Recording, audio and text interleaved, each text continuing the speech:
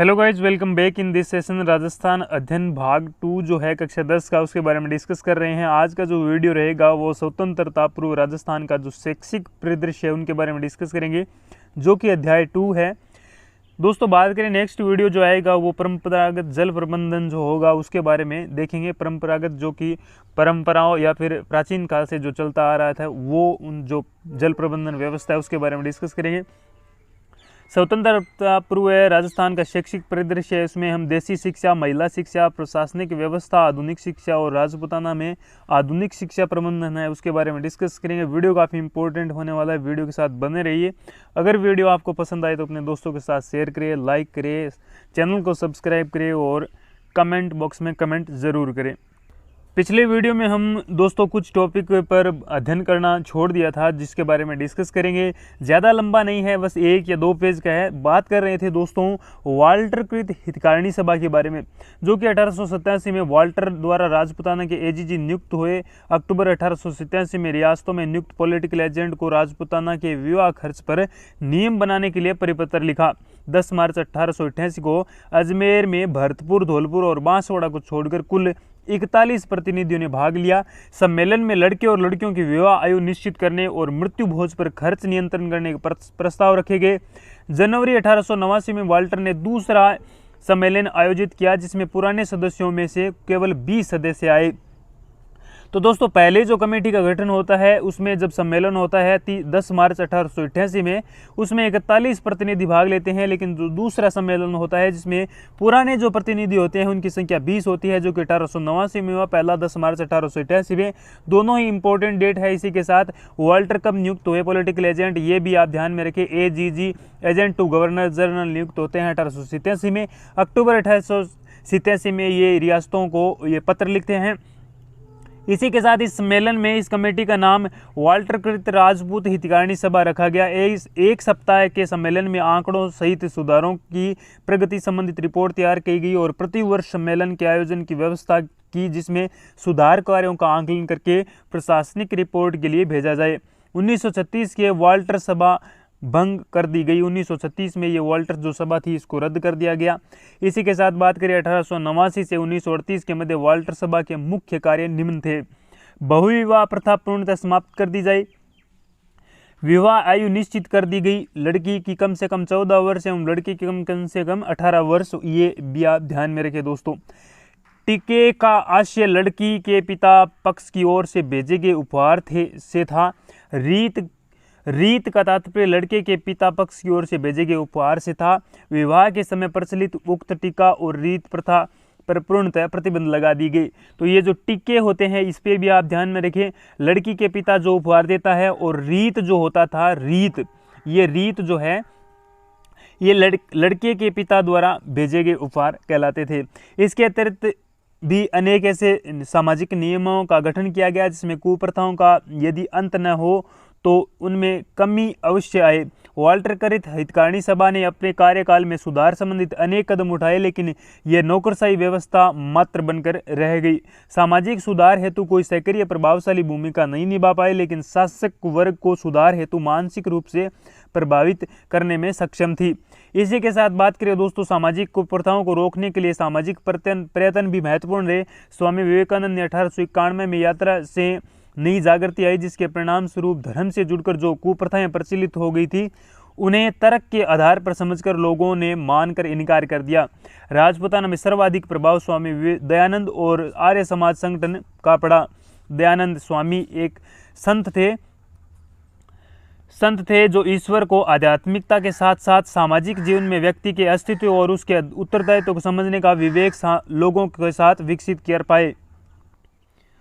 उन्होंने अस्तित्व और उसके उत्तरदायित्व को समझने का विवेक लोगों को विकसित कर पाए और उन्होंने सामाजिक अन्याय से संघर्ष एवं साहस और उत्साह पैदा किया। उन्होंने वाद विवाद और गोष्ठियों को प्रोत्साहित किया जिसमें समाज में तार्किक शक्ति विकसित हो।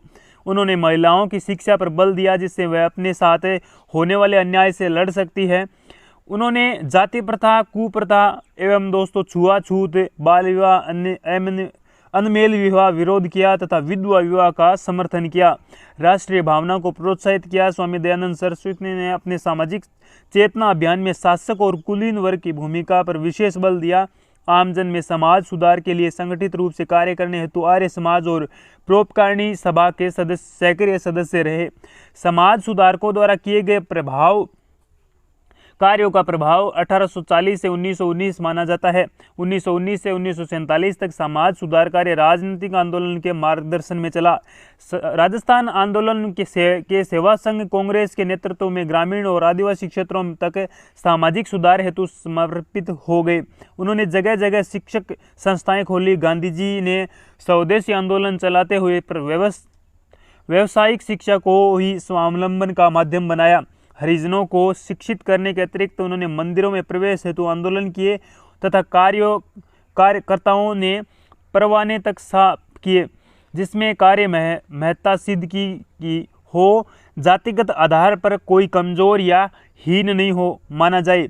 विधवाओं का और वेश्याओं का विवाह आदि कार्यक्रमों को केवल जागृति कार्यक्रम के रूप में नहीं चलाए, वरन अनेक कार्यकर्ताओं ने इनसे विवाह करके समाज में समक्ष उदाहरण भी रखे। 1919 से 1947 के मध्य जो राजनीतिक आंदोलन के साथ सामाजिक सुधार हुए थे वे इस दृष्टि से महत्वपूर्ण थे कि यह उपदेशात्मक नहीं थे वरन प्रयोगात्मक थे। स्वयं कार्यकर्ता कुरीतियों को समाप्त करके एक अहिंसात्मक समाज स्थापित करने के लिए गांधी के रचनात्मक आंदोलन के इस सिद्धांत से प्रेरित थे।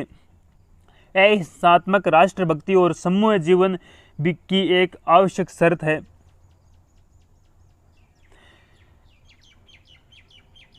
जो इनका सिद्धांत था वो क्या था? अहिंसात्मक राष्ट्र भक्ति और समूह जीवन की एक आवश्यक शर्त है। समूह जीवन ये इनका प्रेरित करने वाला एक सिद्धांत था इन रचनात्मक आंदोलन का। दोस्तों यहाँ पर ये महत्वपूर्ण प्रश्न दे रखे है। ब्रिटिश संरक्षक समिति ने सती उन्मूलन हेतु विधेयक पारित कब किया, ये भी हमने देखा। और अनमेल विवाह के लिए कौन सा कारण उत्तरदायी माना जाता है, ये भी आपको क्वेश्चन ध्यान में रखना है। अनमेल विवाह और बाल विवाह निषेध अधिनियम सबसे पहले अलवर रियासत ने किस वर्ष बनाया, ये भी आपको वीडियो के अंदर दिया गया है। देश हितैषणी सभा की स्थापना किस रियासत में हुई, ये भी आपको क्वेश्चन देखना है वीडियो के अंदर, जो कि पिछले वीडियो में हमने देखा था। दोस्तों नेक्स्ट ये कुछ क्वेश्चन दे रखे हैं, अगर आप इन पर अध्ययन करते हैं तो अच्छी बात है, वरना हम चलते हैं नेक्स्ट टॉपिक पर, जो कि हमारा टॉपिक रहेगा स्वतंत्रता पूर्व राजस्थान का शैक्षिक परिदृश्य। शिक्षा मानव विकास को धरातल प्रदान करती है। इस दृष्टि से शिक्षा का इतिहास, सभ्यता और संस्कृति को विभिन्न चरणों से अवगत कराता है। राजपूताना में भी शिक्षा विभिन्न कालक्रमों से गुजरी है। 1818 से पूर्व प्रचलित शिक्षा के ब्रिटिश दस्तावेजों में देसी शिक्षा यानी इंडिजिनस एजुकेशन संबोधित किया और उसके बाद में विकसित होने वाली शिक्षा प्रणाली को अंग्रेजी शिक्षा या फिर पाश्चात्य शिक्षा या आधुनिक शिक्षा के नाम से संबोधित किया गया। लेकिन इसमें पाश्चात्य और भारतीय शिक्षा तत्वों के साथ वैज्ञानिक दृष्टिकोण के समावेश होने के कारण इसे आधुनिक शिक्षा कहना उपयुक्त होगा। देसी शिक्षा के बारे में अध्ययन करते हैं, इसका क्या अर्थ है और क्या इसके उद्देश्य हैं। प्रचलित मान्यताओं और ब्रिटिश दस्तावेजों के अनुसार देसी शिक्षा से धर्म से प्रभावित शिक्षा से लिया जाता है, लेकिन यह उपयुक्त नहीं है। तो दोस्तों देसी शिक्षा का तात्पर्य धर्म से लिया गया, जो कि उपयुक्त नहीं है, क्योंकि प्राचीन काल से ही धर्म के साथ साथ वैज्ञानिक दृष्टिकोण अर्थात तर्क पर आधारित शिक्षा का प्रचलन था। निसंदेह कालांतर में वैज्ञानिक दृष्टिकोण सीमित हो गया। अब धर्म, ज्ञानार्जन, व्यक्तित्व कल्याण और जीवन निर्वाह के साधन उपलब्ध कराने से शिक्षा प्रेरित थी। राजपूताना में हिंदू, जैन और मुस्लिम जनसंख्या की बहुलता थी, अतः शिक्षण व्यवस्था में अपनी व्यवस्था धर्म, जाति से प्रभावित थी। परिवार ही शिक्षा का प्रमुख केंद्र था। विभिन्न देसी शिक्षण संस्थाएं, ये काफ़ी इंपॉर्टेंट हो सकता है, क्योंकि दोस्तों देसी शिक्षाओं में उद्देश्यों की पूर्ति का साधन विभिन्न शिक्षा केंद्र से था। परिवार अनौपचारिक शिक्षा का प्रमुख केंद्र था, क्योंकि परिवार से ही व्यक्ति सब कुछ सीखता है। औपचारिक शिक्षा, धार्मिक संस्कार हिंदुओं के उपनयन और मुसलमानों की बिस्मिल्लाह रस्म के बाद प्रारंभ होते हैं। जीवन में शिक्षा जब प्रारंभ होती है तो उसे उपनयन संस्कार कहते हैं, और मुसलमान जो होते हैं उनमें बिस्मिल्लाह रस्म ये वर्ड कहलाता है। ये प्रारंभ होने के साथ ही अभिलेखागार सामग्री और प्राच्य विद्यमान प्रतिष्ठानों की पांडुलिपियों के अध्ययन के आधार पर शिक्षा व्यवस्था को दो भागों में विभक्त करके अध्ययन किया जा सकता है। पहला प्राथमिक और दूसरा उच्च शिक्षा। प्राथमिक शिक्षा के रूप में हिंदुओं की पाठशाला, चटशाला, जैनियों के उपासरा, यानी जैनियों की जो पाठशाला होती है उन्हें उपासरा या फिर वानिका कहते हैं। इसी के साथ मुसलमानों के मकतब, ये भी आप ध्यान में रखिए, ये वर्ड काफ़ी इंपॉर्टेंट हो सकते हैं एग्जाम की दृष्टि से। इसके अतिरिक्त मंदिर, मस्जिद के आंगन, चौपाल और किसी विशिष्ट शिक्षक एवं व्यक्ति का घर, बरामदा, कुछ स्थानों पर दुकानें आदि शिक्षा के केंद्र थे। उच्च शिक्षा के केंद्र के रूप में हिंदुओं के मठ थे, जैनियों के उपासरा थे, मुसलमानों के मदरसे थे। प्रमुख ये स्थल माने जाते हैं हिंदुओं के मठ, जैनियों के उपासरा एवं मुसलमानों के मदरसे, ये शिक्षा के उच्च केंद्र माने जाते हैं। पाठशाला और चटशाला आदि के शिक्षक गुरु और जोशी भी थे तथा मठ एवं स्थल के आचार्य तथा महंत, उपासरा के भट्टारक एवं जाति एवं भट्टारक थे। मकतब जो होता है, मकतब एवं मदरसे के जो शिक्षक थे वो मौलवी थे, मौलवी या फिर उलेमा कहलाते थे। परिवार प्राथमिक और व्यावसायिक शिक्षा के प्रमुख केंद्र होते थे। वंशानुगत आधार पर माता पिता व परिवार के वरिष्ठ सदस्य बालक को शिक्षित करते थे। पाठ्यक्रम क्या होता था? पाठ्यक्रम भी दो भागों में विभक्त था, धार्मिक और गैर धार्मिक। प्राथमिक शिक्षा में लिखना और पढ़ना और हिसाब यानी गणित तक सीमित था। पाठशाला में हिंदी, संस्कृत, उपासरा में हिंदी एवं प्राकृत, मकतब में फारसी एवं उर्दू पढ़ाई जाती थी। इसके अतिरिक्त राजस्थान में महत्वपूर्ण व्यापारी मार्ग होने के कारण स्थानीय भाषा में और फारसी प्रशासनिक भाषा होने के कारण उर्दू को अध्ययन का प्रचलन भी शिक्षण संस्थाओं में था। गणित के अंतर्गत 1 से 100 तक गिनती और 1/2 आधे से 11 तक के पहाड़े पढ़ाते थे। दूसरे सोपान में ढैया एवं सवैया और 10 के आगे के पहाड़े मापतोल, गुणा, ब्याज, राशि, लब्धि, व्याकरण के सूत्र तथा बही खाता रखने की विधि सिखाई जाती थी। बही खाता विधि को महाजनी लिपि या फिर वणियावाटी लिपि गणित में भी कहा जाता था। ये भी दोनों वर्ड आप ध्यान में रखें दोस्तों, काफ़ी इंपॉर्टेंट। बही खाता जो होता था, बही खाता विधि को महाजनी लिपि या फिर वणियावाटी लिपि गणित में कहा जाता था, क्योंकि इसमें व्याकरण की कठिनाइयों से बचने के लिए संकेत भाषा का प्रयोग किया जाता था। उदाहरणतः स्वतः के लिए राइट चिन्ह लगाया जाता था, ये निशान। पाठ्यक्रम का दूसरा धार्मिक शिक्षा से प्रेरित था, जिसमें देवी देवताओं की कथा, त्योहार, जीवनोपयोगी वस्तुएं, पूजा सामग्री, विधि, खानपान, श्रृंगार, वस्त्रों के फलों के नाम, नैतिक शिक्षा के आदि। मदरसों में कुरान, फातिहा दफनाने के समय पढ़ा जाता है, उसे क्या कहते हैं? उसे फातिहा कह जाते हैं। और कुरान की शिक्षा दी जाती थी मदरसों में। हकीकत, करीमा, तारीखें आदि पाठ्यक्रम का भाग थे। उस समय पढ़ाने की विधि आज के समाज चित्रात्मक नहीं है, वरन ये लयात्मक विधि थी, यानी एक लय से अध्ययन करवाया जाता था, जिसे लयात्मक विधि कहा जाता था। देसी उच्च शिक्षा के पाठ्यक्रमों में धार्मिक और गैर धार्मिक विभाजित था। धार्मिक शिक्षा उच्च आध्यात्मिक शिक्षा से संबंध थी। मठ में कार्यमंड पढ़ाया जाता था। कर्मकांड, स्थल धर्म की किसी भी विशेष शाखा के अध्ययन में वेदों और ग्रंथों। मदरसों के अंदर इस्लामिक कानून, इलाही आदि का अध्ययन कराया जाता था। धर्म के अतिरिक्त उच्च शिक्षा के केंद्रों में भूगोल, इतिहास, भाषा विज्ञान और अंक गणित, बीजगणित, रेखा गणित, खगोल की विद्या, आयुर्वेद, यूनानी चिकित्सा का भी ज्ञान दिया जाता था। तकनीकी शिक्षा के क्षेत्र में जयपुर स्थित जंतर मंत्र महत्वपूर्ण उपलब्धि थी। कृषि केंद्र क्षेत्र में हराइयाँ, जुताइयों, अभियांत्रिक क्षेत्र में विशाल महल, किले, जल महल, नहरों, पुलों, कुओं, बावड़ियों का निर्माण तकनीकी शिक्षा का परिणाम था। तो दोस्तों यहाँ पर यह भी आप ध्यान में रखिए, खेती से संबंधित कृषि केंद्र में हराइयाँ, जुताइयाँ, बुआइयाँ इनका क्षेत्र था। अभियांत्रिक क्षेत्र जो था, इसमें विशाल महल, किले, जल महल, नहरों, पुल, कुएं, बावड़ियों का निर्माण तकनीकी शिक्षा का परिणाम था। धातु पिघलाने की तकनीकी भी महत्वपूर्ण ज्ञानार्जन थी। कर्नल टोड को दक्षिणी राजस्थान में जावर क्षेत्र में जस्ता, धातु, तांबे, टिन और लोहे पिघलाने वाले बकयंत्र एवं भमके मिट्टी के बने नदी के किनारे मिले हैं। तो दोस्तों भमके ये मिट्टी के बने यंत्र जो मिले हैं ये बक यंत्र कहलाते हैं। जस्ता धातु, तांबे, टिन और लोहा पिघलाने के ये महत्वपूर्ण जो उपकरण है ये कहाँ मिले हैं? तो दोस्तों ये जावर में मिले हैं। किसको? कर्नल जेम्स टोड को।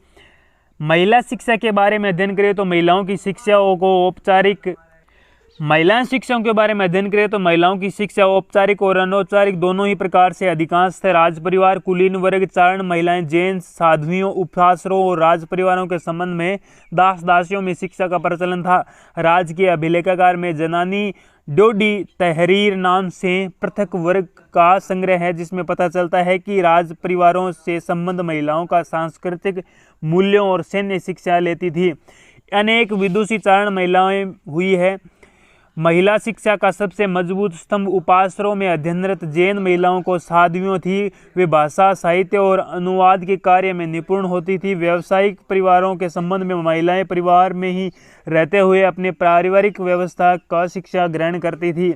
प्रशासनिक व्यवस्था के बारे में अध्ययन करें तो व्यवस्था में एक निश्चित प्रशासनिक व्यवस्था का अभाव था। संस्था में प्रवेश, समय सारणी और परीक्षा उत्तीर्ण प्रमाण पत्र, शुल्क की आज के समान व्यवस्था नहीं थी। शुल्क के रूप में सीधा प्रथा अर्थात शिक्षक के लिए अन्न या भोजन सामग्री लाते थे। शिक्षा पूर्ण होने पर गुरु दक्षिणा भेंट दी जाती थी। शासक शिक्षा को प्रोत्साहन देने के लिए विद्या द्वारा बाध्य नहीं थी। वह अपनी स्वयं प्रेरणा शिक्षण कार्य करने वाले को भू अनुदान करते थे, जिसे हिंदुओं के माफी जागीर, मुसलमानों में मदद मास जागीर कहलाता था। तो दोस्तों ये माफी जागीर ये भेंट किया जाता था, मुसलमानों में मदद ए मास कहलाती थी, कर मुक्त जागीर होती थी। आधुनिक शिक्षा से क्या तात्पर्य है दोस्तों? आधुनिक शिक्षा व्यवस्था और आधुनिक शिक्षा ब्रिटिश स्वतंत्रता काल में 1818 से 15 अगस्त 1947 के संस्थाओं में पारस्परिक स्वरूप में परिवर्तन आया। इस क्रम में देसी शिक्षा भी आधुनिक शिक्षा का स्वरूप ग्रहण करने लगी। आधुनिक शिक्षा से तात्पर्य हम उस शिक्षा पद्धति से लेते हैं जो तर्क पर आधारित वैज्ञानिक दृष्टिकोण विकसित करे, जिसमें एक निश्चित कार्यक्रम, कक्षाक्रम, परीक्षा प्रणाली, निश्चित पाठ्यक्रम, योग्यता के आधार पर नियुक्त शिक्षा आदि व एक निश्चित प्रशासनिक व्यवस्था लिए हो। स्वतंत्रता काल में विकसित व्यवस्था को केवल अंग्रेजी या केवल पाश्चात्य शिक्षा कहना उपयुक्त नहीं है, क्योंकि इसमें अंग्रेजी, पाश्चात्य और भारतीय तत्व मौजूद है। इसे आधुनिक शिक्षा कहना ही उपयुक्त होगा। तो दोस्तों आधुनिक शिक्षा ये भी आप ध्यान में रखें। और कुछ जो वर्ड आते हैं इम्पोर्टेंट, वो काफ़ी ज़्यादा एग्ज़ाम की दृष्टि से इम्पोर्टेंट हो जाते हैं। जिस प्रकार हमने देखा, शिक्षण कार्य करने वालों को भू अनुदान करते थे, और ये भू अनुदान हिंदुओं को के लिए क्या कहलाते हैं? माफ़ी जागीर कहलाते। मुसलमानों के लिए मदद मास कहलाते। और ये मुक्त जागीर होती थी, मुफ्त जागीर या फिर मुक्त जागीर होती थी, जिन पर वो शिक्षक वर्ग का अधिकार होता था। तो ये भी काफ़ी इम्पोर्टेंट हो जाता है।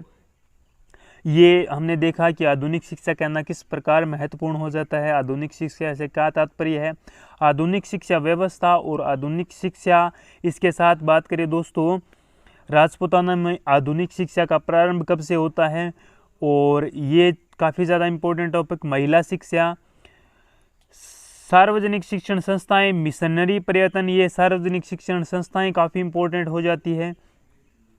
महिला शिक्षा के विकास में बाधाएं, कमजोर वर्ग के लिए शैक्षणिक कार्य, शासक और कुलीन वर्ग के लिए शिक्षा उद्देश्य। इसी के साथ बात करें मिशनरी संस्थाएं, शिक्षण संस्थाएं जो कि एग्जाम में कई बार पूछी गई है। आर्य समाज, अन्य निजी संस्थाएं, तकनीकी शिक्षा, शिक्षक प्रशिक्षण, कृषि तकनीकी और आयुर्वेदिक शिक्षा कॉलेज जो थे उनके बारे में अध्ययन करेंगे। आयुर्वेद विज्ञान चिकित्सा के बारे में अध्ययन करेंगे और प्रशासन के बारे में अध्ययन करेंगे। शिक्षा बोर्ड की स्थापना कैसे हुई, विश्वविद्यालय शिक्षा क्या थी, उनके बारे में डिस्कस करेंगे। ये चैप्टर काफ़ी ज़्यादा इंपॉर्टेंट होने वाला है एग्जाम की दृष्टि से। मिलते हैं नेक्स्ट वीडियो में। वीडियो अगर पसंद आए तो अपने दोस्तों के साथ ज़रूर शेयर करें। अपने दोस्तों को ज़्यादा से ज़्यादा शेयर करें, व्हाट्सएप ग्रुप, फेसबुक या फिर जो भी आप सोशल नेटवर्क यूज़ करते हैं। Thank you, have a nice day, wish you all the best, take care.